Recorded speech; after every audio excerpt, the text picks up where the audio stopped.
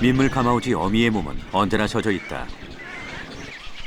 새끼에게 물은 생명이다.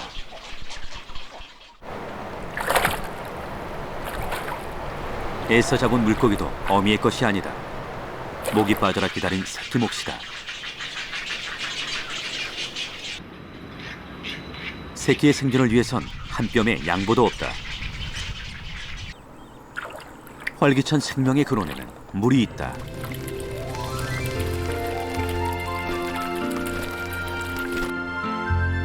하늘과 물과 생명이 만나는 곳. 팔당호에 그런 섬이 있다. 그리고 그 섬엔 민물 가마우지가 산다.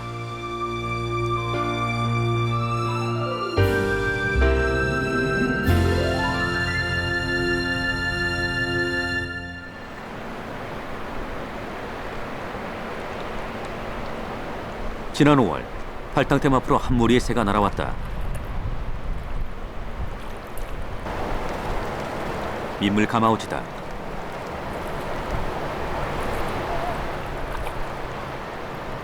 거센 물살에도 주저없이 잠수한다.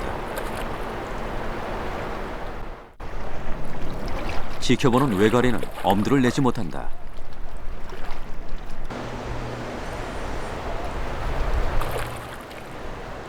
본격적인 사냥이다.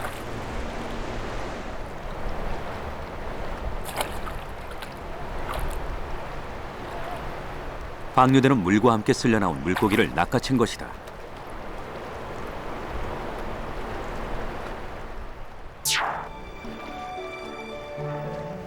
민물 가마우지는 보통 새들이 가지고 있는 기름샘이 없어 물에 들어가면 깃털이 흠뻑 젖는다.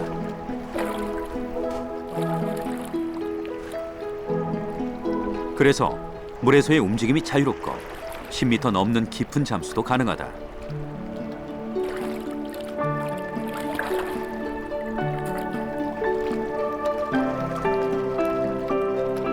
이런 장점이 민물 가마우지를 물고기 사냥의 명수로 만들었다.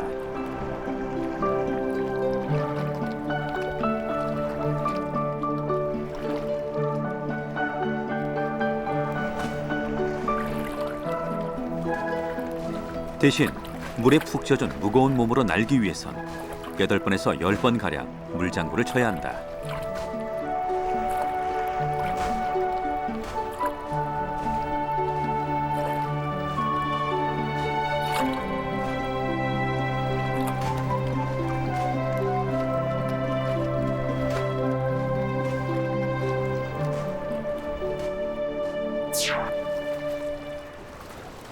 팔뚝만한 잉어들이 분홍빛 입을 일제히 내민다.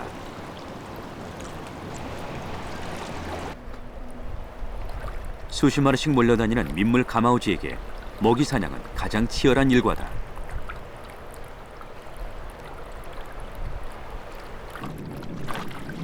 잡아먹을 물고기가 많아도 언제나 경쟁은 있다.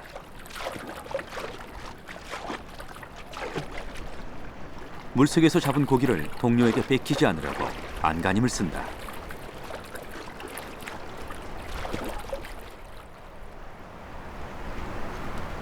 틈틈이 물에 젖은 날개를 말려야 비행이 수월하다.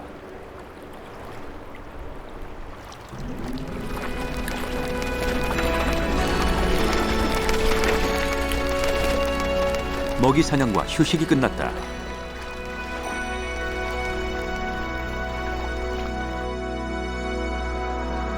백여 마리의 민물 가마우지들은 때를 지어 팔당호 쪽으로 사라졌다.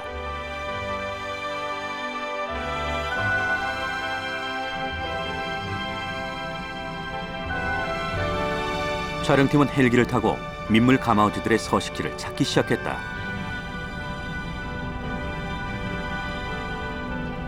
남한강과 북한강이 만나는 팔당호에는 몇 개의 섬이 있다. 대부분 수초섬으로 민물 가마우지가 살만한 큰 나무는 없다.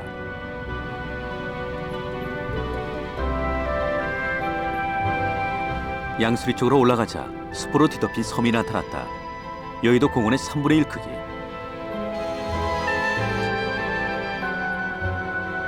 섬 북쪽으로 올라가자 푸르던 숲 색깔이 누렇게 변해 있다.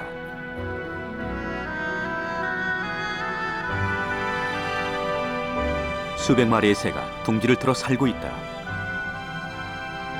그 가운데 검은 민물 가마우지가 앉아 있다.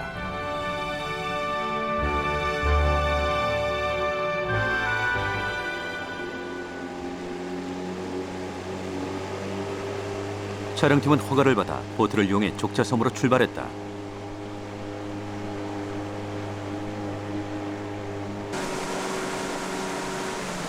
팔당호는 상수원 보호구역으로 일반인의 출입이 제한된다. 양수리 선착장에서 족자섬까지는 배로 5분 거리다.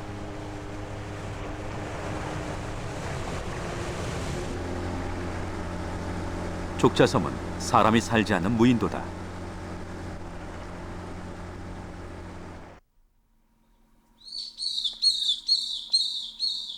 섬 중앙에 내리자 20m 높이의 잣나무들이 빽빽하게 자리 잡고 있다. 촬영팀은 새들이 있는 북쪽으로 향했다.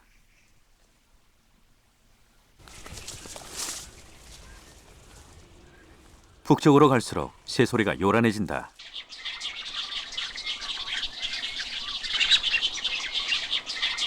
하늘에서 본 새들의 세상이 다시 나타났다.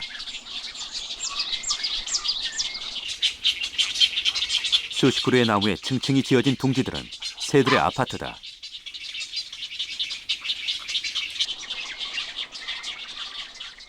나무 밑은 새들의 배설물과 먹다 떨어뜨린 물고기들로 엉망이다.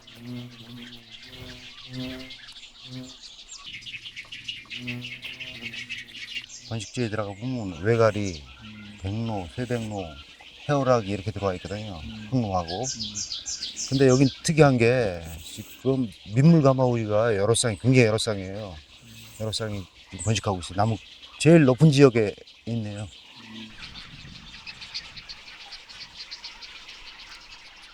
보통 백록과 새들은 같은 곳에서 번식하지만 민물 가마우지가 같이 있는 경우는 거의 없다. 이곳에서 발견된 민물 가마우지의 둥지는 모두 7개. 한 둥지에 보통 3-4마리의 새끼들이 자라고 있다. 태어난 지 얼마 안 된 녀석들도 보인다. 몸 길이가 80cm가 넘는 대형 조류인 민물 가마우지는 부부가 같이 새끼를 돌본다.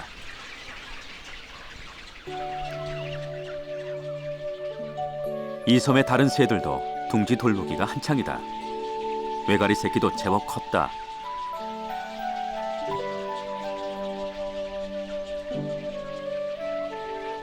중대백로 어미는 잡아온 물고기를 새끼들이 먹기 좋게 반쯤 소화시켜 토한다.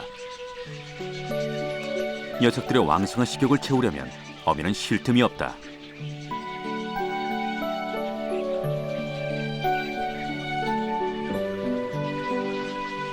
황노는 번식이 남들보다 좀 늦다.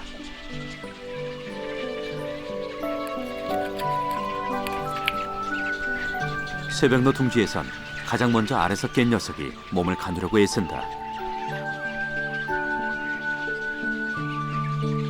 녀석과 알의 체온이 떨어지지 않게 하기 위해 어미가 다시 둥지를 품는다.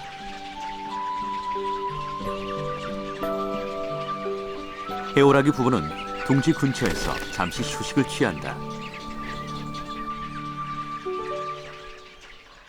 5월의 햇살이 유난히 따갑다. 그늘이 없는 둥지, 새끼들에겐 고역이다.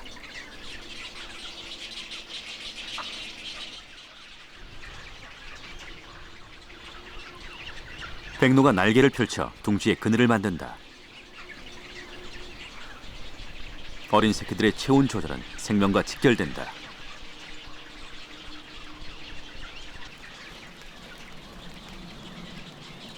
민물 가마우지 한 마리가 발당우에서 섬으로 날아온다.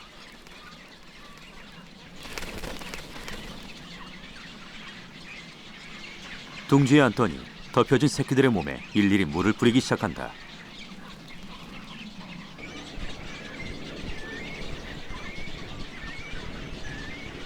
아예 새끼 머리를 목에 넣고 물을 뿌리기도 한다.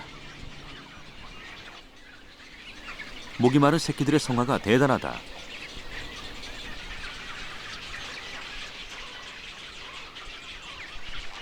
그러나 새끼들 모두에게 골고루 충분한 물을 주기란 쉽지 않다.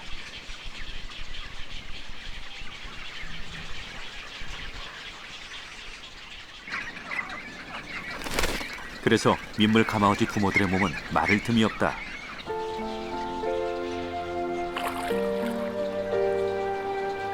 팔당으로 날아가 가능한 한 많은 물을 입속에 담아와야 한다.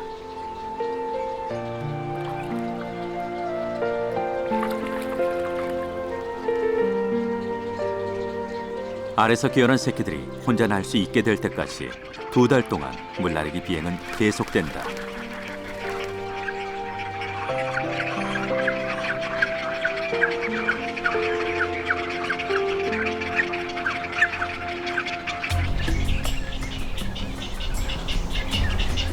민물 가마우지는 우리나라에서 겨울을 보내고 봄이 되면 번식지인 북쪽 지방으로 떠나는 겨울 철새로 알려져 있다.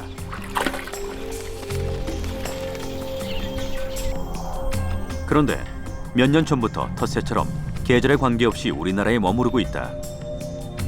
예전엔 주로 바다와 인접한 강 하구에서 많이 발견됐지만 최근엔 내륙 지역인 한강 중상류에서도 종종 목격되고 있다.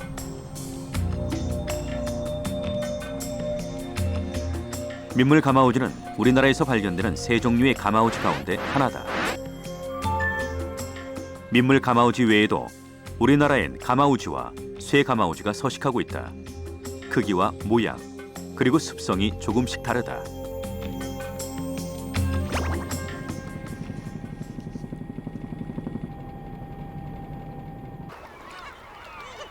독도와 거제도 등지에는 바다 가마우지라고도 부르는 가마우지가 살고 있다.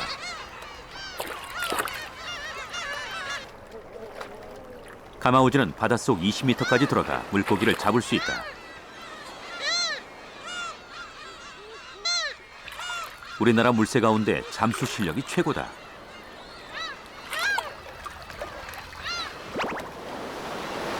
서해 백령도에는 가마우지 가운데 가장 작은 쇠 가마우지가 산다.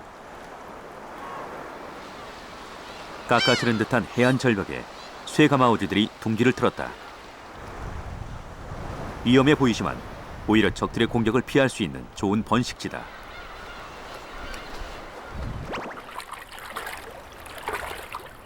섬 절벽같이 험한 곳이 없는 내륙 지역에 안전한 번식지는 그리 많지 않다.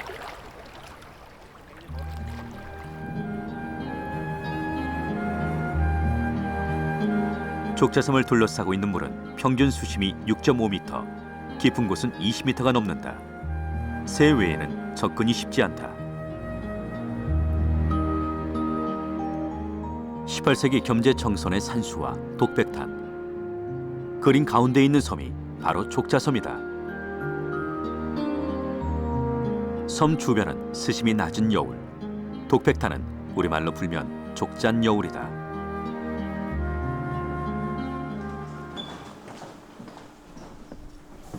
경기도 팔당 수질개선본부에서 일하고 있는 한현우 씨는 이 지역에서 50년을 넘게 산 토박이다.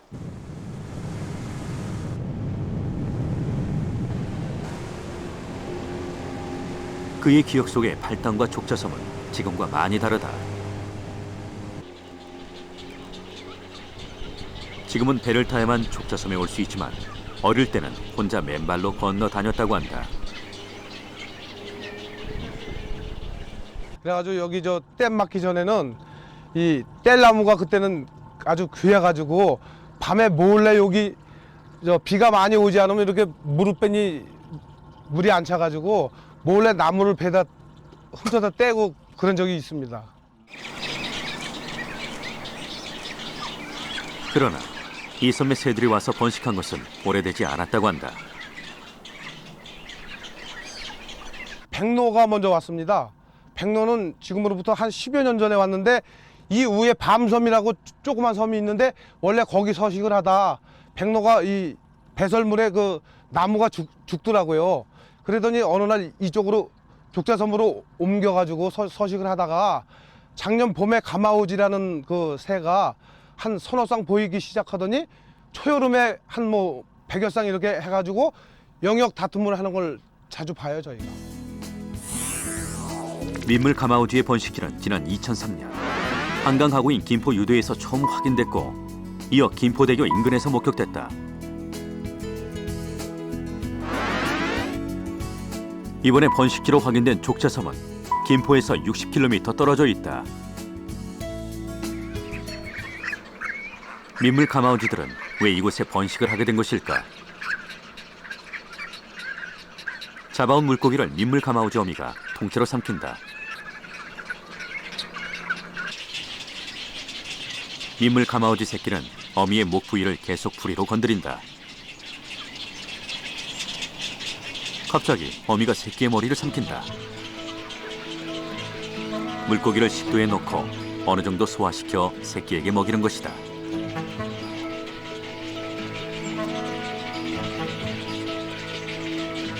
새끼가 좀처럼 먹이를 빼내지 못한다.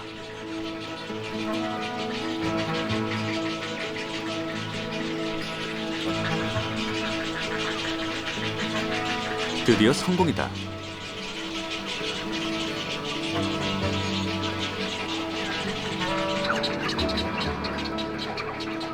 이따금 새끼가 먹기엔 물고기가 너무 큰 경우가 있다.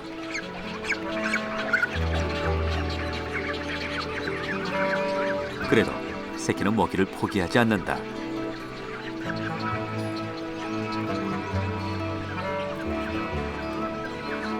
하지만 이번엔 잡아온 어미도 삼키지 못할 만큼 물고기가 크다.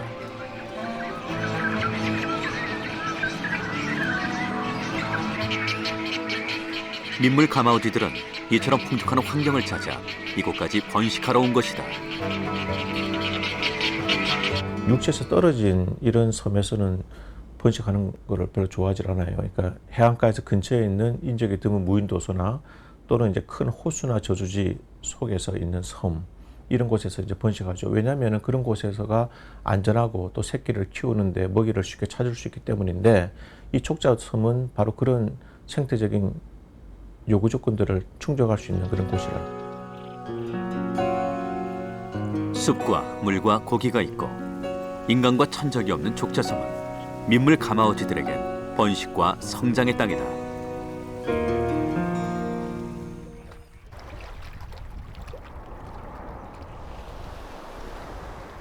팔당우의 새벽은 부지런한 어부의 손에서 시작된다.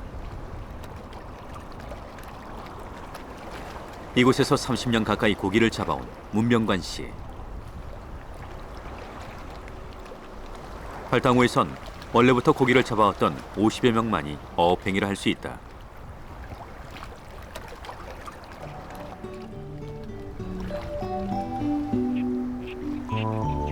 어느새 아침이 밝았다. 지난밤에 친 그물을 거들 차례다.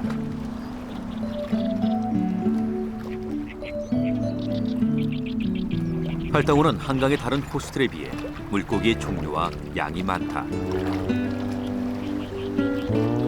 누치, 붕어, 잉어 등 50종이 넘는 물고기가 살고 있다.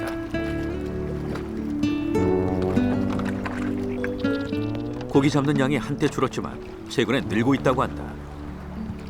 외래 육식어종인 베스를 많이 잡아 그 수를 줄였기 때문이라고 한다. 하루에 한 300에서 350kg씩 잡았어요. 네. 지금은 많이 나올 적에 이제 한 100kg 좀 더 나오고, 좀 적게 나올 때는 이제 한 50에서 한 70. 요새는 이제 그 전에 비해서 저기 조금 많이 늘어나긴 늘어났어요. 이게 저기 고기를 많이 잡아 없애니까는. 1970년대에 이곳에 방류된 베스는 수생식물지대에 서식하면서 번식한다. 촬영팀은 수초지대의 수중세계로 들어가 봤다.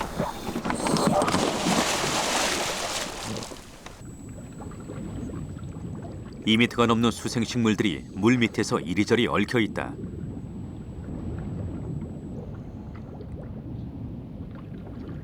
그 사이로 아주 작은 물고기 떼가 보인다.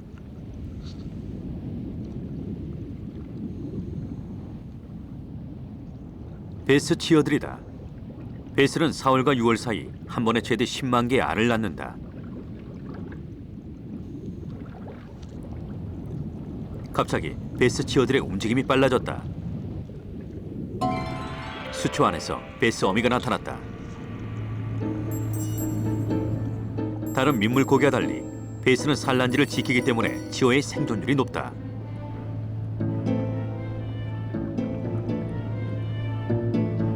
베스 지어는 4, 5년이면 성어가 되고 크기도 40에서 50cm까지 자란다. 베스의 특징은 강한 육식성이다. 순식간에 큰 입으로 물고기를 삼킨다.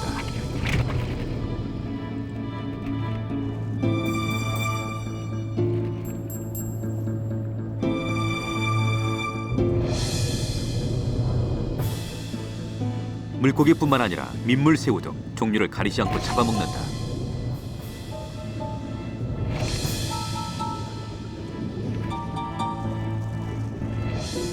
생태계를 파괴한다는 이유로 10년 동안 베스 퇴치 작업이 벌어졌고 베스의 수는 줄어들고 있다.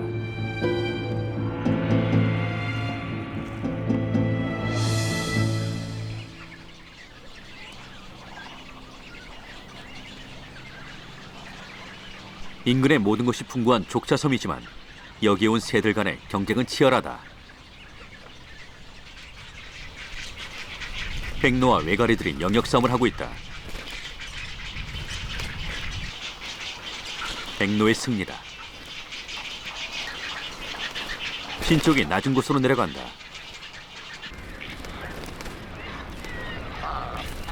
쇠백로끼리 싸움을 하고 있다. 둥지들이 붙어있는 이곳에서 영역 다툼은 늘상 생기는 일이다. 덩치가 크고 사나운 해오라기 새끼에게 쇠백로 새끼가 일방적으로 당하고 있다.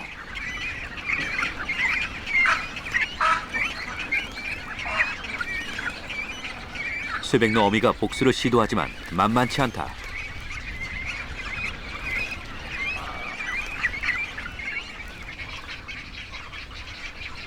민물 가마우지가 둥지 근처에 있는 해오라기 새끼를 쫓아낸다.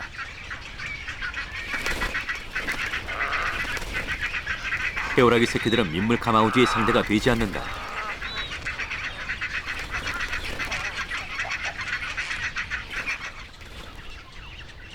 민물 가마우지가 날아오자 외가리가 자리를 비켜준다.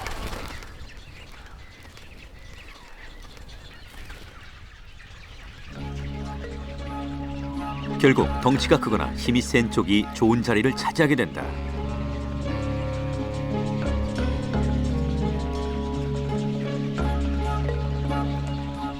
백로 번식 시에는 보통 가장 힘이 약한 쇠백로가 맨 아래를, 덩치는 작고 귀엽게 생겼지만 사나운 황로, 쇠백로와 비슷한 크기지만 몹시 공격적인 해오라기가 중간 둥지를, 그리고 키가 90cm에 달하는 장신인 중대백로와 역시 키가 크고 사나운 외가리가 가장 높은 곳을 차지한다.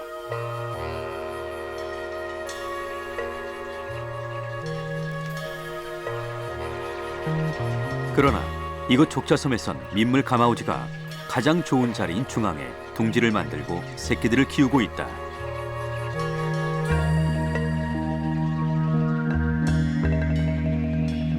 가운데 있었다 그러죠. 이제 좀 높은 곳에. 그렇다 그러면은 백로와의 경쟁에서 이 새가 둥지 선택에 있어서의 경쟁에서는 상당히 그 우위에 있다고 생각이 됩니다. 그 이유는 크기에 있어서는 이제 중대 백로보다 약간 적지만은 몸무게에 있어서는 다른 어떤 백로보다 거의 2배 이상 달하는 몸무게를 갖고 있기 때문에 아마 이런 둥지 선택에 있어서도 자기가 굉장히 안전하다고 느끼는 중앙 부위 그리고 좀 높은 곳 이런 곳을 선택할 수 있었던 것 같습니다.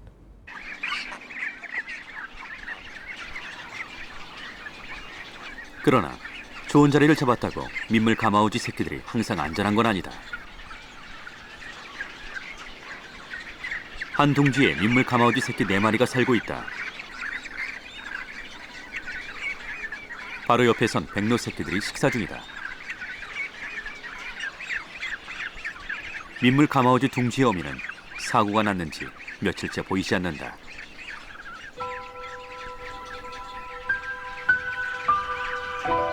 갈증과 배고픔에 지친 새끼들이 둥지 밖으로 고개를 떨군다.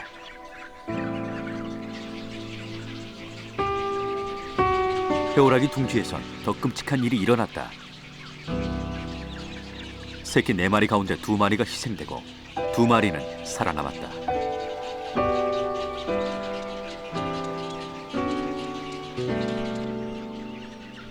잠시 후 새벽노가 나타났다. 새벽노는 죽은 해오라기를 쪼아먹기 시작했다.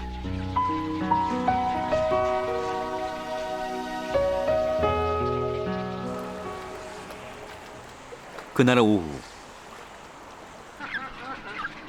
어미가 없는 둥지에서 민물 가마우지 새끼 1마리가 나오기 시작한다.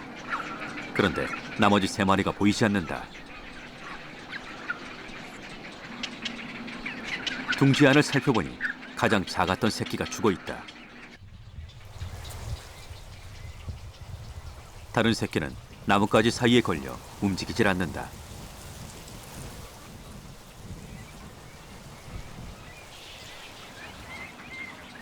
살기 위해 무작정 둥지를 나왔지만 할 수 있는 일은 없다.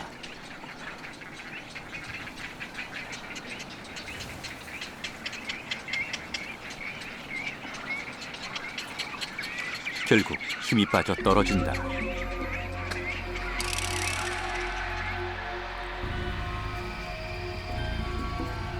떨어진 둥지의 높이는 10m가 넘는다.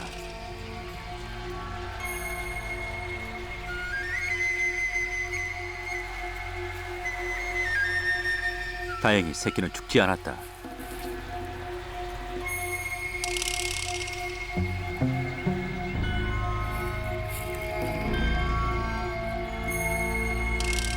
안간힘을 쓰고 움직이려고 노력해도 좀처럼 앞으로 나아갈 수 없다.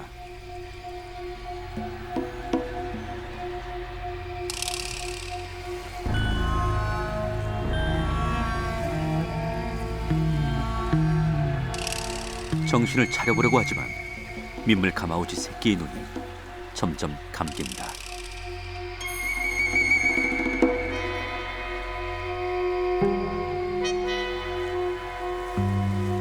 족자섬의 하루는 그렇게 저물었다.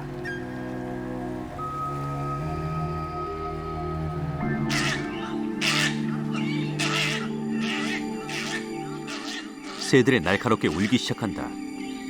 민물 가마우지 새끼가 누워있는 곳으로 번쩍이는 2눈이 나타났다. 번쩍이는 2눈의 주인공은 너구리.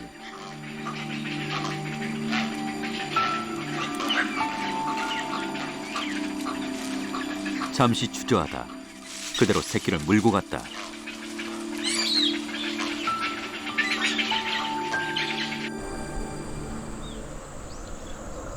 팔당호처럼 깊은 물로 둘러싸인 이 작은 섬에 어떻게 너구리가 살고 있을까?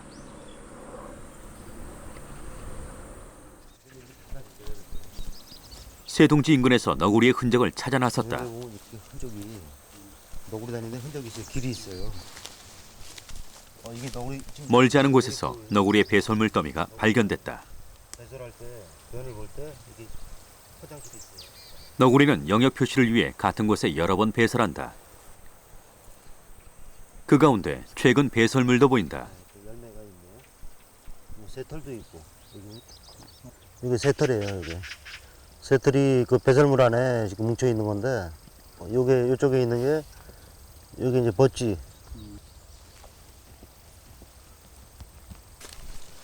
여기까지 올라갔네. 너구리는 다니는 길도 정해져 있다. 그래서 자세히 살펴보면 땅이 다져진 너구리 통로가 발견된다. 통로는 섬 남쪽으로 향해 있다.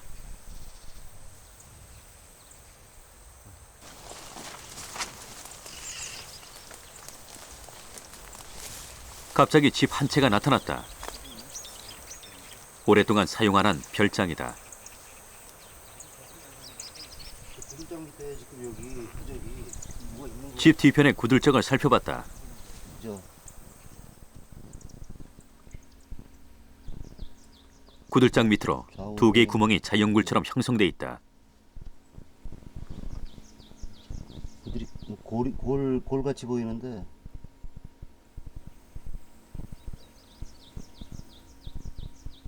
굴 입구에 너구리 것으로 보이는 발자국과 드나들면서 빠진 듯한 털이 보인다.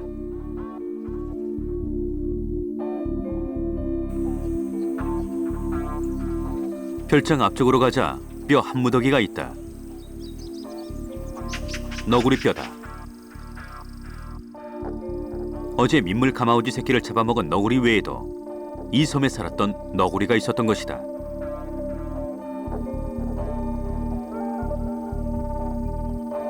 너구리는 어떻게 이 섬에 오게 됐을까? 여름엔 못 들어와요. 거의 이 강이 넓어가지고 이 섬이 그 강가운데 있기 때문에 못 들어오는데 이 겨울철에 이게 얼음이 얼어요. 여기가 두껍게 온다고 얼음이요. 그래 얼었을 때 걸어 들어오는 거죠. 걸어 들어왔다가 이제 봄이 되면서 이게 얼음이 녹으면은 못 나간 거예요. 팔당우의 해빙과 함께 이곳에 들어온 너구리의 생명도 끝이 났다.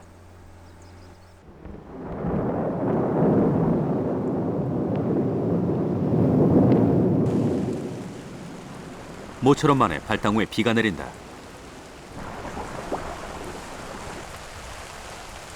이제 장마가 멀지 않았다.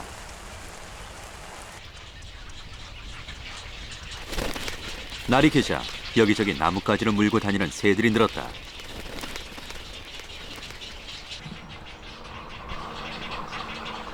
백로도 커다란 나뭇가지를 입에 물고 날아간다.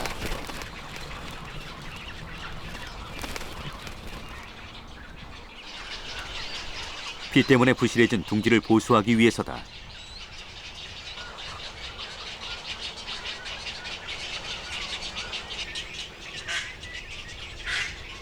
민물 가마우지 어미는 섬 밖에서 재료를 구했다. 그러나 나뭇가지를 먹이러 온 새끼들이 물고 놓지 않는다.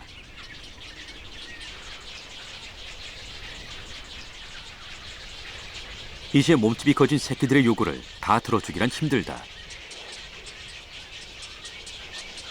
그래서 외가리 어미의 작전은 모르쇠다.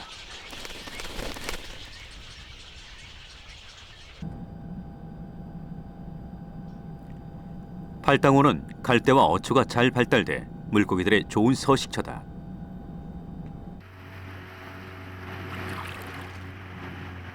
흐린 날 팔당호의 수면은 갑자기 뛰어오르는 거대한 잉어들로 요동친다.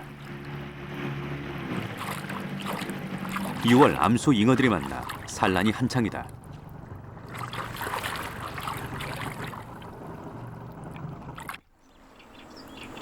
우리나라 논병아리 종류 가운데 가장 크고 뿔깃이 아름다운 뿔논병아리도 팔당호 수초 지역의 식구다. 뿔논병아리는 민물 가마우지 못지않은 잠수의 명수다.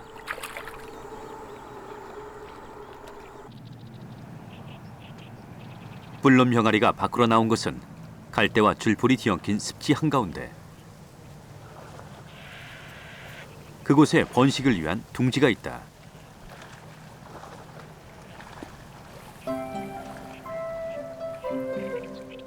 알을 품고 앉은 어미는 끊임없이 머리를 180도 돌려가며 주위를 경계한다.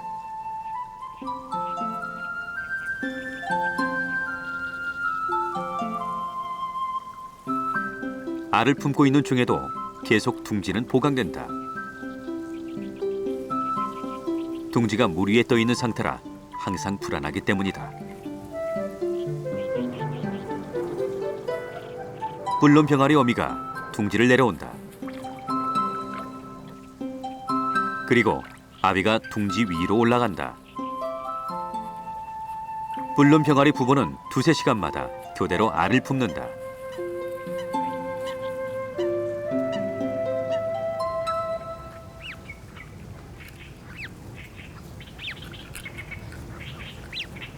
알을 품은 지 4주 만에 새끼가 부화된다. 뿔논병아리 새끼들은 머리에 빨간 하트, 얼굴에 까만 줄무늬가 있다.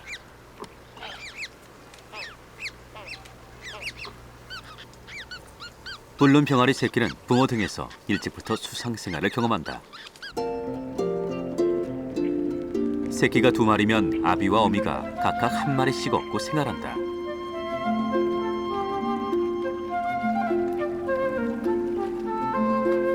뿔논병아리는 조류 가운데서도 가족애가 가장 강한 종으로 알려져 있다.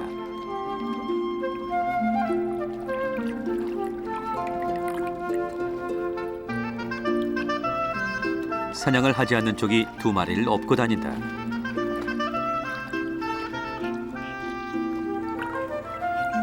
물고기를 가져오자 성질이 급한 새끼들이 어미 등에서 뛰어내린다. 먹이는 선착순이다.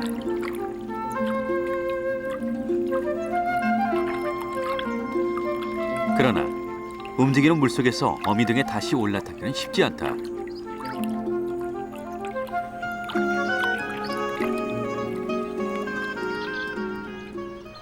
불른 병아리가 먹이를 찾기 위해 잠수한다.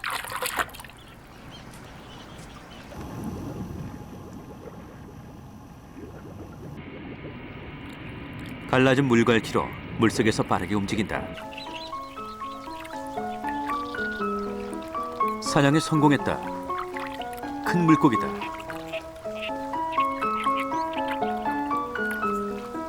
모처럼 새끼가 아닌 자기 자신을 위한 사냥이다.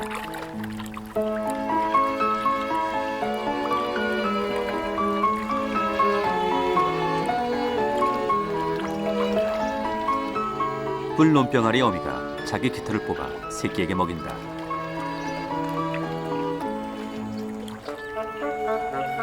먹은 물고기 가시가 목을 다치게 할 수 있기 때문에 깃털로 음식물 찌꺼기를 뭉쳐 뱉게 하기 위해서다.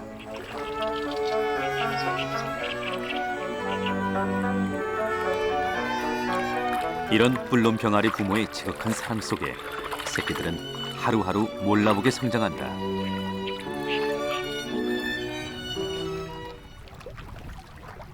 (6월 25일) 팔당우에선 경기도 민물고기 연구소와 강원대 민물고기 센터 공동으로 팔당 지역 어류 조사가 이루어졌다.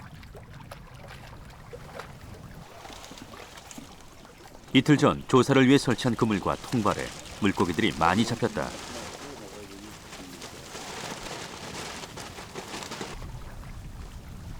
이 어류들을 분석하면 팔당우 수중 생태계의 변화를 알 수 있다.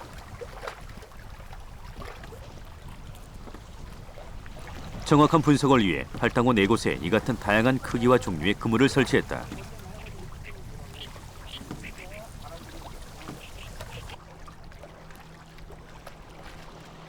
잡은 물고기들은 그날 오후 모두 양평에 모았다. 물고기 분류 작업을 위해서다.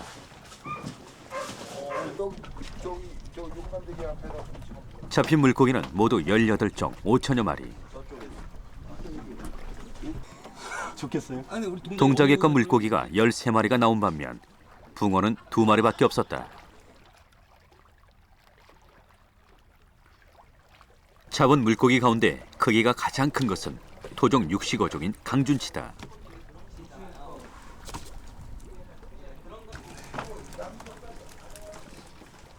길이는 40에서 60cm, 몸무게는 1.6kg이 넘는 것도 있었다.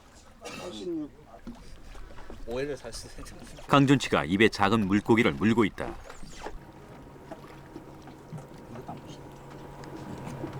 강준치가 무엇을 먹었는지 알아보기 위해 배를 갈랐다. 위장을 꺼내 살펴보았더니 육식의 흔적이 발견된다. 작은 그 뼈들이 살짝 보입니다. 요게 요 얘기는 뭐냐면 지금 소화가 많이 진행된 상태고요. 여기 지금 보면 잉어과 어류 같은 거를 먹었고 많이 소화가 돼 있다는 얘기죠. 그래서 작은 치어들이라든가 사이즈 작은 뭐 한 10cm 안 되는 그런 잉어과 어류들이 먹이로 들어간 것 같습니다. 잡혀 먹은 것 같습니다. 이번 팔당호 어류 조사 결과 개체 수로는 길이 10cm 정도의 소형 어종인 김물개가 1위. 맑고 깊은 물을 좋아해 주로 강 상류에 사는 한국 고유종 누치가 2위.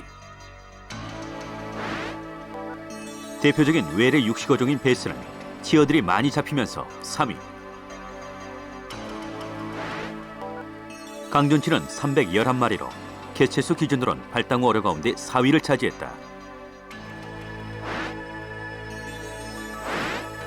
그러나 생체량, 즉 무게를 기준으로 하면 강준치가 전체의 약 65%를 차지해 압도적인 1위였다. 바이오스매스가 크다는 얘기는 그 지역에서 이 어종들을 거의 뭐 제어할 수가 없다는 것이죠. 육식성 어종이 많다는 얘기는 그 삼각 피라미드 구조가 일부 변형이 돼 있다는 거죠. 그만큼 생태계가 교란이 됐고 그 지역 생태계가 불안정하다고 말씀드릴 수가 있는 겁니다.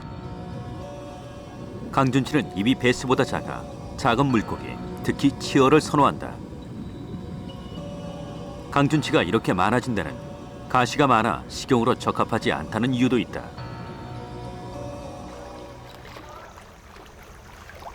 일주일에 2번 어민들은 양평대교 아래로 모인다.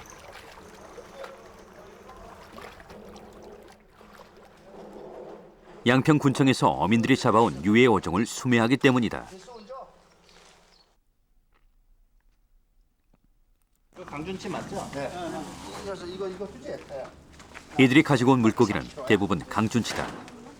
올해부터 1kg당 4,000원의 수매가 가능해졌다.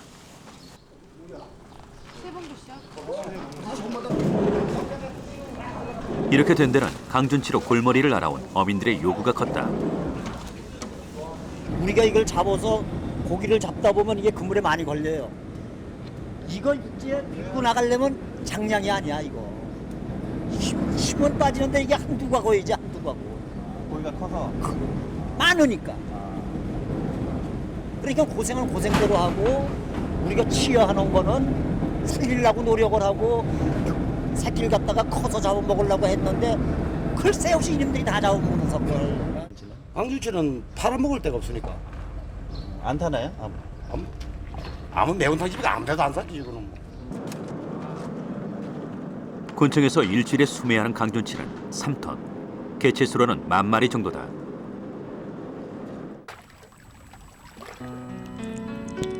그러나 이 같은 방법만으로 팔당 수중 생태계가 건강해지긴 힘들다. 먹이가 부족하면 포식자도 줄어들어야 정상이지만 포식자는 줄지 않는 왜곡 현상이 계속되고 있다.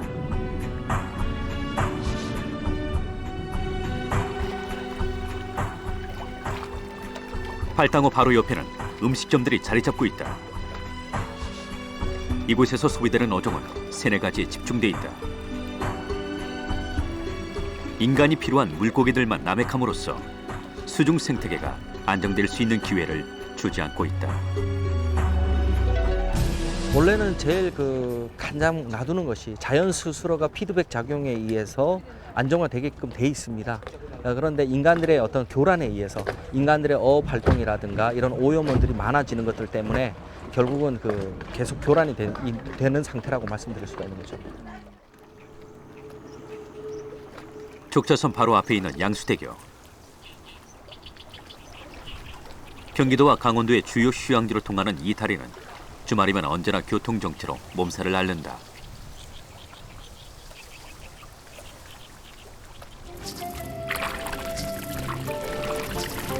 그 밑에서는 물닭들은 최고 속력으로 추격전을 펼친다.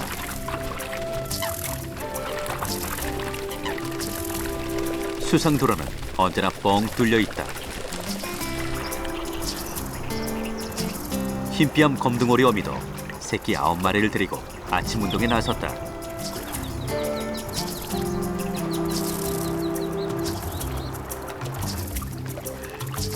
휴식 시간이 주어졌다. 흰뺨 검둥오리 새끼들이 물로 깃털을 다듬으며 부지런히 몸단장한다.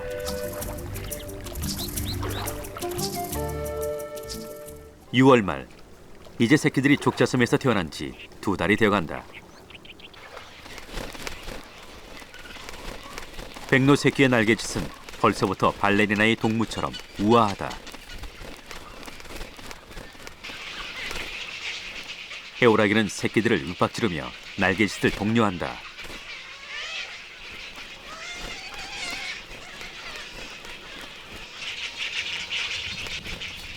민물 가마우지 새끼들도 둥지에서 날개 연습이 한창이다. 이제 날개짓에 힘이 느껴진다. 이제는 실전 연습이다. 그러나 2m가 안 되는 거리를 나는 것도 쉽지 않다.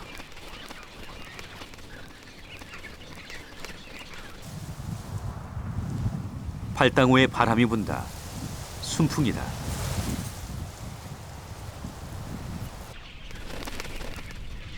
그러나 새끼들은 아직 날 준비가 덜 됐다. 민물 가마우지 새끼는 어느새 부모만큼 덩치가 컸지만 행동은 어릴 때 그대로다.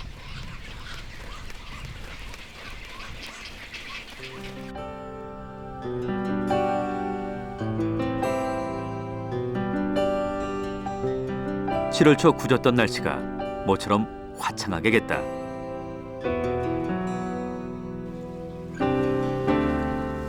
하나 둘 둥지를 떠나는 새들이 늘고 있다. 민물 가마우지 어미가 입에 넣어준 물고기는 먹기 좋게 되어 있다.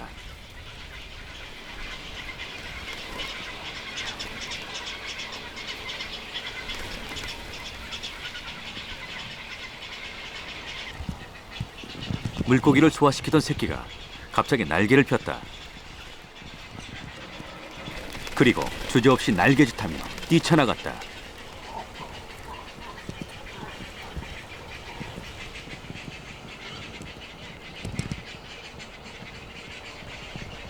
알에서 깬 지 2개월 만에 감격스런 첫 비행에 걸린 시간은 17초였다.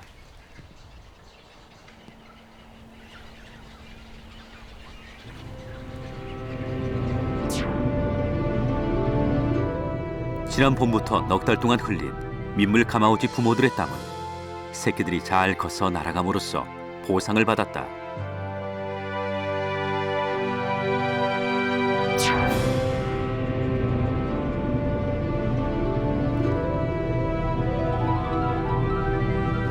비행에 성공한 민물 가마우지 새끼는 이제 성체로서 당당한 민물 가마우지 집단의 일원이 될 것이다.